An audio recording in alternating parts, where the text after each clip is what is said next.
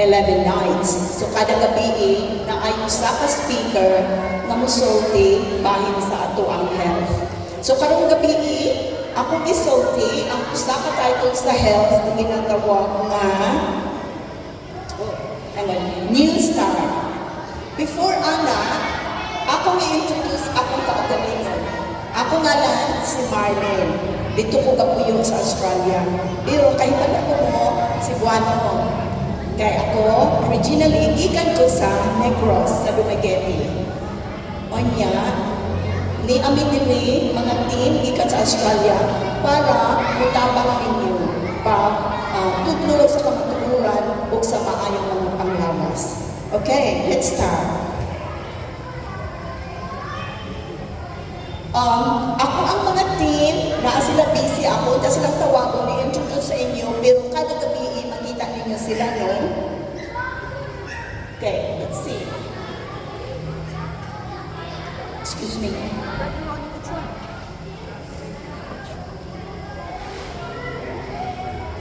Sorry, I'm just familiarizing with my clicker. Oh, okay. Yes. Thank you, Brother Ronnie. Alright. Karong gabi, ang ato ang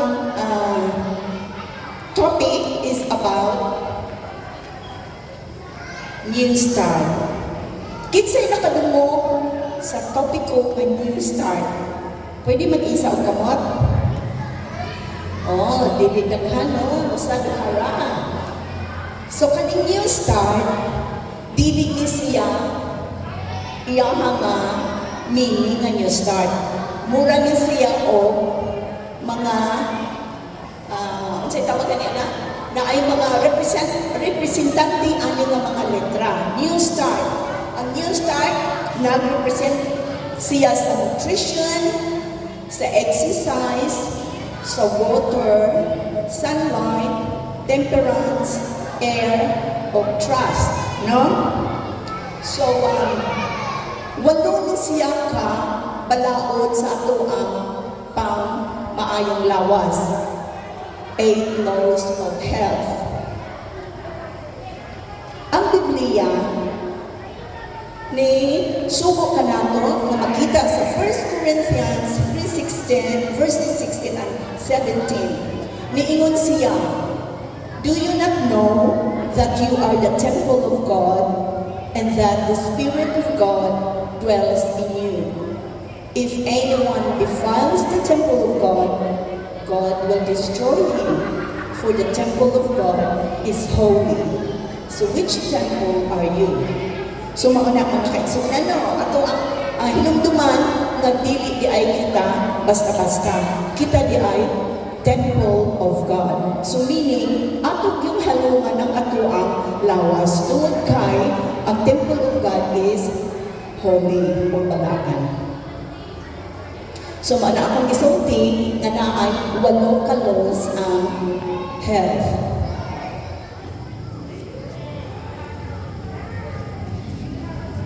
Una nga letter sa ganito, letter N, di ba? New Start, letter N. Ang N, nag-represent na siya sa ginatawag na nutrition. Ang nutrition, unsa man na siya? Ang maayong paglawas, ang good health, di ba? Ginaingon diha nga kita kuno atong pilion kuno ang maayong mga pagkaon, daghang bitamina, mga pagkaon nga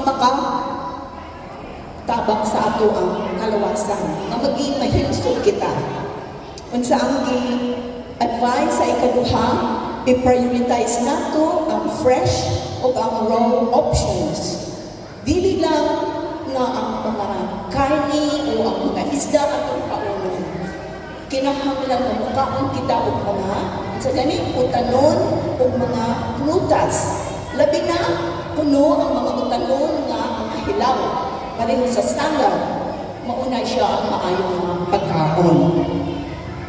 O ang mga prutas, o unsa ang abundance ng prutas diri, mauna ang inyong kaunon kay barato o basta prutas, maayon na siya sa inyong lawas. Taas ang iyahang na fiber nga ginatawag o Unya pa ang sa man ang fiber. Ang fiber mo na siya ang mulimpyo sa ato ang digestive organ o maayo ang atong pagkalibang kada adlaw. Unsa gani ang abundant nga prutas diri sa Samal, sa Davao? Unsa man? Akong nakita durian. Sige na ang durian diri. Kinsa ganahan ang durian? Wala dili tanan. Ako dili ko taga Davao pero ganahan ko durian. First time na ako abot diri sa Davao, durian na ang ikaon. Unya unsa pa aside sa durian? Rambutan, oo no. Season karon ug unsa nga mga season fruits? Lanzones, pomelo, sa kadaghan man di ay mga kuan, mga prutas diri nga abundant sa Samal or sa Davao. So mauna ang kada adlaw nga makaunon. Aside sa mga prutas, kinahanglan yun ang utanon. Okay, so mauna siya ang nutrition. Yes, marang. Ang sunod sa New Start, ang saman, letter E. Ang saman ang letter E? Exercise. Ang exercise ko no, di ba, di ka ako natanong. Daghan na to akong ikaon, gusto na ta. Pahuway sa akong mga pila ka minutos, pagkakuman, lihok di ay mo. Kay katuko nung akong ikaon, mautoy nahatag o energy sa akong lawas. Mo-stimulate siya sa ato ang kalawasan. So, kinahanglan mo nga, noon sa ta, mulakaw, mulangoy, mudagan, bisan kung sa exercise, basta kay mulihok ang inyong ang lawas. Unsa pa, kanina ay, kung exercise ka, muhatag na siya sa enzymes. Kaning enzymes, sana siya ka-chemical sa atong lawas, nga ginatawag na serotonin. Kaning serotonin, kung ano yung ginatawag na happy hormones. Diba? O kung luya imong paminaw, o naakad problema, o imo ko nung i-exercise, ang imuhang serotonin hormones mo gawas. Unya, muhatag sa imo o maayong na paminaw or happy feeling. Unya, kung sa pa, ug sige ko nung exercise, dili di ay kang tampo. No? Ang imong lawas himso, naakay muscle, naakay maayong timbang sa imuhang kabukaton. Dili ka bukat, dili ka kaniwang, igo-igo ra gyud. Unsa pa? Ug naakay problema, excuse me boys, in the middle, I mean now please. Ug naako na kay problema, ug mo exercise ka, ang imuhang problema mo, ang imuhang paminaw sa imong problema mo ugos, dili kaayo ka, ug naglakad ka, naglakaw ka, ang imong kalagot mawala. So mao na ang usa ka low sa New Start na exercise, ang paglakaw nimo makawala sa imong mga ginatawag na stress. Unya usa pa, makahatag sa maayong tulog. Diba? O maayong imong exercise ka na adlaw, maayo ang imong tulog na pagkagabi. Na-experience yun na nako sila makakaigsuunan. Mo lakaw ko sa hapon, paggabi mo tulog ko, guaranteed na maayo akong tulog. Unya isa pa, helps maintain muscle tone and strength. O mulakaw ko ka, ang imuhang mga lawas, dili siya mo yak-yak pa. Muhatag siya o tone, muhatag siya o kabasko, muhatag siya o maayo na tanawon na panit, sinaw o kuan siya, kanang hinsog tanawon. Unya, sunod sa exercise, kinsay ka inom ng tubig. Tubig ang pinaka-importante. Ang uban, ako nahibawan na wala sila gainom ng tubig. Gainom sila o Coke, kafe, o soft drinks, o kanang mga fruit juice. Kana sila mga kaigsuunan, dili kay na sila maayo. Tungod kay, naa sila contain, ang coffee na ay caffeine, ang mga fruit juices na ay sugar. Nya ang sugar, usta na, manilig maayo sa imong kaluwasan. Nahibawan ba ninyo nga 70% ang sulod sa ato, 70% nga tubig ang sulod sa ato ang lawas? Kay ba lumabaan? So kinahanglan mo inom gud mo og tubig. Kay kanang tubig mauna siya ang mo hugas sa ato ang mga gipagkaon kanya na ay nahibilin ng mga hugaw-hugaw ginatawag og toxin. Mauna ang tubig ang hugas siya. So kinahanglan gi-advisean kita nga kinahanglan tubig ang imno nato. Unya pod, kung muinom ka og tubig 70% or more. Pila man ang 70%? Equivalent na siya sa 8 ka baso. Pero depende po sa imuhang kadakon. Kung gamay na ka, kinahanglan na kay mga 5, mga 1, pero kinahanglan na adyo kay sobra sa 4 ka baso ng tubig kada adlaw. No, kay kanay siya, mauna siya ang di ba kanang ubang mga kaigsuunan, mga pagtigulang na sila, ilang ginapaminaw, nga acidic sila, nga mukhang lang sila gamay, galain na ilang tiyan.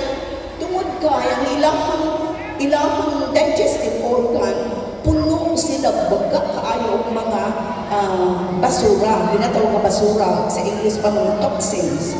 Pero kung sige mong inom og tubig kada adlaw, mahugas na siya magawas. Mauna nga dili mo acidic inyong tiyan. Okay.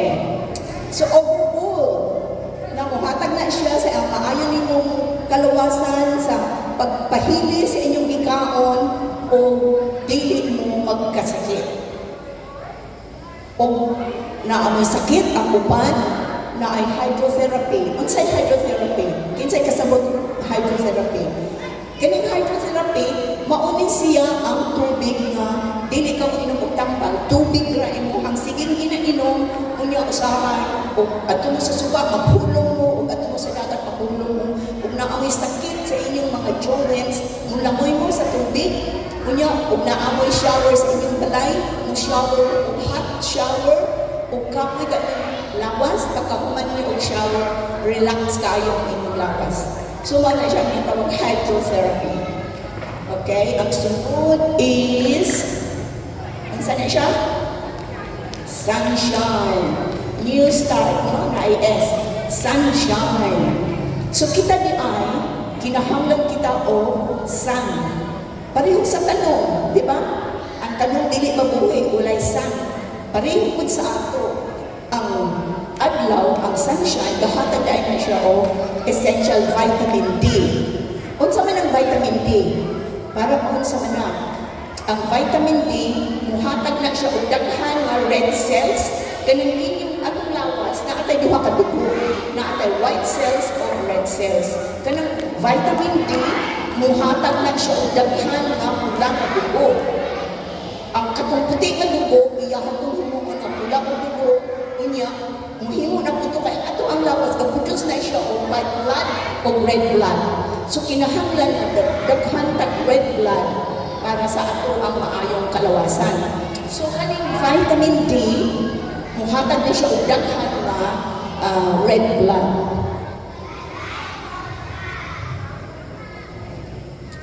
O, na ang total inyong lihang sa overall, ang imuhang lawas, huwag na kay vitamin D, ang imuhang paminaw balancing. No? Anya, ang question diri, unsa oras nato makuha ang vitamin D. So diri sa Pilipinas, init kayo mo sa iyo pag ipaninod diri ko. Advice diri sa Philippines, gawas mo sa pagsilak na sa adlaw. Pagsilak sa adlaw, so mga alas 7, alas 8 ba, hangtod sa mga alas 10. So inyong timanan, nagdili kayo init. Pag alas 11, alas 12, init na kayo, masunog na ng inyong lawas, alin inyong panit. So dili na siya maayo sa inyo.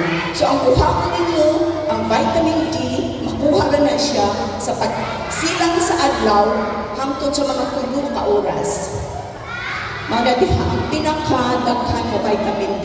Sa pagkahapon, na siya vitamin D, pero sa akin gamay lang mga 30 minutes, mga 4 o'clock to 5, kay basta dili na kayo init. So paningkamot mo, dili mo gawas kung init kaayo, kay masubraan ko ninyo ang lawas, masunog ko ninyong panin. So just make sure, at least 3 hours of sunshine every day. Next is temperance. What's ang temperance? Ang temperance is, ang sige siya sa Bisaya, ang temperance? Pagpugong or self-control, no? Mauni ako ang problema ang temperance. Kay ang ako ang temperance, gamay na dyan, nakita ganit ko. Ako ang naganahan, mauna ako ang problema. So, ang Ginoo ra dyan makatabang sa ato, ang temperance, mauni siya ang pinaka-lisod, new start na 8 laws. Moderation and self-control in all aspects of life. Diba? Moderation. Kung kaon di ay mo, kung saan, ayaw mo kusog. Dili di ay maayo na mukhaan mo. Bisag nutritious pa na inyong ikaon, o busog kaayo mo, dili di ay maayo. Ang research, kung nabasahan, nga mong pabusog kuno kita, mga 80% lang. 80% lang ang kabusgo natin. Mauna siya ang i-consider nila ng moderation. Unya, kung maka-avoid mo aning mga excessive indulgence, hindi mo na po, primero, overeating, alcohol abuse, smoking, or addictive behaviors. So, paningkamutan ninyo, na kanisin ang mga indulgences, ato malikayan. No, kaya they are not good for our body, especially alcohol, tobacco, unsa pay addictive behaviors na kanang mga uban na masubraan, kanang mamalit ka ng pagkaon, niya dili dahil mo makaon tanan, mausik ra. So, mauna diha po na ang temperance natin nga mag-self-control ta. Kay lisod ba yung pangitaan ng kwarta, di ba? Okay. So, kanina portion sa atong new start, ibutangan ako Bible verse tungod pagpa-remind sa ato nga naa di ay siya sa Bible sa 2 Timothy chapter 1 verse 7 nagaingon, for God didn't give us a spirit of fear but power, love, and self-control.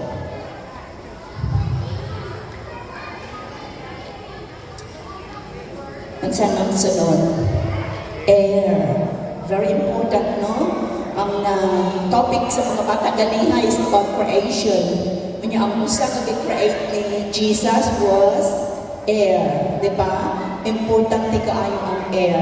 Ensure proper ventilation in your living and working spaces. Spending time in nature and taking deep breaths of fresh air can invigorate your body and mind. So, mali siya importante, matulog ganit ako sa gabi, ayaw lang makadlo. Inyo di ay nga, ablihan gamay ng bintana, aron na ay fresh air na makasulod.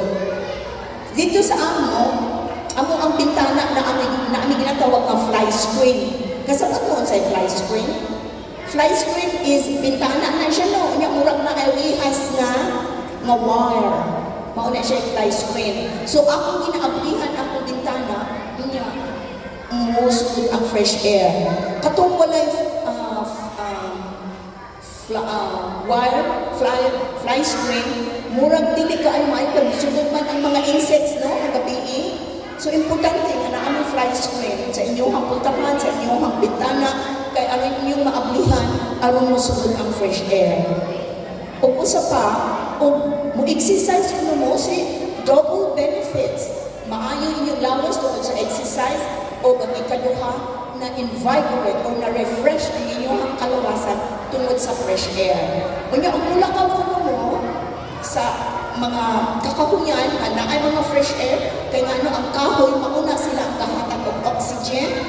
So diha ang mulakaw, unya mo deep breath.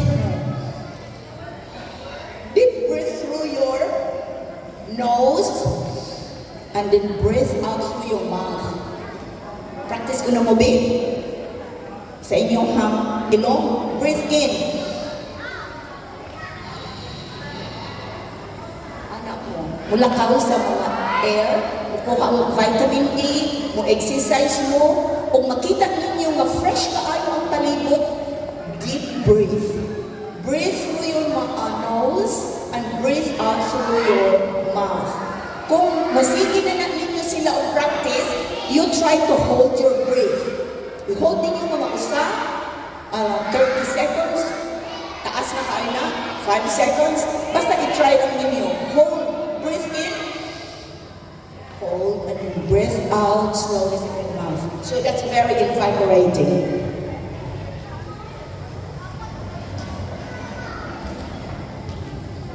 Unsa na, rest. Hapit na ta. Rest. Sufficient rest and quality sleep are vital for our bodies to repair and rejuvenate. Consistent sleep schedule and create a relaxing bedtime routine. Unsay pasabot ani? Pagtulog nato, tagaan nato og schedule. Dili ta mo tulog di ay o katulog na ta. Dili di ay na siya healthy. Kinahanglan naa kay oras sa inyong tulog. Ako ning i-practice, ako ang sleeping time is alas 10. 10 o'clock. So, pag 9 o'clock, kalma-kalma na ko. Ako na, prepare na ko. At 10 o'clock, matulog na ko nun. And then, inyuhan ang sige-sigihon, pila ka, a week after, a month after, inyuhang lawas, maanad na siya. Pag-abot sa oras na inyong ipili, kung sa oras matulog, mukha na siya. Patulog na inyong lawas. So, mauna, mustik mo sa oras nga inyong tulog. Kaya nga no, mustik mo ana, ang giingon sa health lecture na, ang rejuvenate ng ato ang cells, kung sa meaning sa rejuvenate. Gikan sa 9 o'clock nga tulog, hangtod alas 11, 9, 10, 11, duhara pa oras kada gabi, kung makatulog mo ana, mauna siya ang stage or ang panahon na ang ato ang cells, ato ang lawas ka bag-o. Kaya nga no, ang ato ang cells, ato ang lawas, gabag-o ni sila kada adlaw. Pero kung dili mo makatulog, anak na oras, kung ilampasan ninyo, makatulog mo mga alas 11, na-miss na ninyo ang rejuvenation stage. So pagkamunta, pagkamata ninyo, mag-agad yung ulo, mag-agad yung lawas, tungod kay ang cells at ang body, wala siya nakabago. Wala siya nakagawas ng new cells. Wala ma-rejuvenate. Kaya ang daan na cells, mamatay ko sila, mag-ikot pa, magawas na to sila. Bago ito magawas. So, kung i-routine ninyo ang inyong tulog, ang inyong lawas maayo kaayo. Dili mo kapuyon, dili mo foggy ang inyong ulo. Alright, ang usa pa, kung before mo matulog, ano akong i-mention na inyong i-preparar ang inyong kaugalingon before mo matulog. For example, sa ako, alas 10 ko matulog, 9 o'clock. Ako nagpalungo ng TV. What na ko'y TV, 9 o'clock. Maminaw na ko sa music na very sweet music. It's something Christian music. So ang akong lawas, hinahina na siya o prepare. Pag-abot sa 10 o'clock, una ako ang ipili ang oras na matulog. Katulog na ko, tulog na ko. Sunod na ako, makamata, alas 6 na siguro. Kaya ako nag-ianan, ako ang kaulinan sa pagtulog, anak na schedule. Last, mani. Sa mani ang last? Trust. Trust in God. Provide emotional support and inner strength. It's our spiritual well-being. Walang parte sa ato ang kinabuhi, ano? Kinsa may gatuo sa Ginoo? Yes. Ang Ginoo ra gyud ang ato ang ginasaligan sa tanan. So, wala good time mahimo. Naatay mga friends, naatay mga family, ginikanan, pero ang atong ultimate natong defender is only God. So, dili nato kalimtan na ang tanan, atong isalig sa Ginoo, o ato ang pangamuyo, matagaan ta, sa maayong panglawas, although, pag ina-practice nato, katong nutrition, exercise, sun, ato gihapon, isalig sa Ginoo, nga iyang tabangan. Hapit na, humanata. Sa mauni siya. In summary, nutrition, exercise, water, sunshine, temperance, air, rest, and trust in God. All in all, if you will read it, it's new start. Mao ni ang inyong priority sa inyong kinabuhi. O gusto mo mangayok sa iyang lista, ano sa ako, tagaan mo, ha? Okay. So na ako Bible verse na makita sa 1 Corinthians chapter 6 verses 19 to 20. Or do you not know that your body is a temple of the Holy Spirit who is in you, whom you have from God, and you are not your own? For we were bought at a price. Therefore, glorify God in your body and in your spirit, which are God's. Dili pagwa po kayo ang promise sa Ginoo, no? So mao ko na og maayo ato ang kalawasan, maayo ang tanan, di ba?